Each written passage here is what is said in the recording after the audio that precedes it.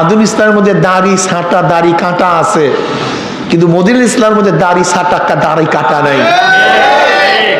আধুনিক ইসলামের মধ্যে প্যান্ট শার্ট টাই সব আছে, কিন্তু মদিনার ইসলামের মধ্যে লেবাসুত তাকওয়া আছে। আধুনিক ইসলামের মধ্যে বেপর্দা মহিলাদের ইফতার আছে, মিছিল মিটিং আছে, কিন্তু মদিনার ইসলামের মধ্যে বেপর্দা মহিলাদেরকে মিছিলও নাই, মিটিংও নাই, ইফতারিও নাই।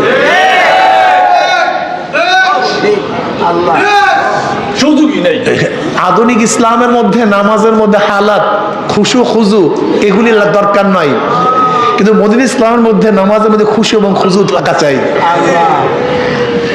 আধুনিক ইসলামের মধ্যে নামাজ হলো ক্ষমতা যাওয়ার পদ্ধতি, পন্থা, পাথেয়, মাধ্যম, এটা মূল না। কিন্তু মদিনা ইসলামের মধ্যে যেগুলি এবাদত জাতিয়া, মূল এবাদত, এগুলি হলো আসল, আর এর বাইরে যা আছে সব অসায়েল, সব হইল মাধ্যম।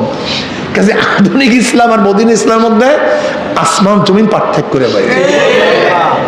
কাজেই আধুনিক ইসলামের সাথে যদি মদিনা ইসলাম মিলাতে যান তো খুব কঠিন হয়ে যাবে,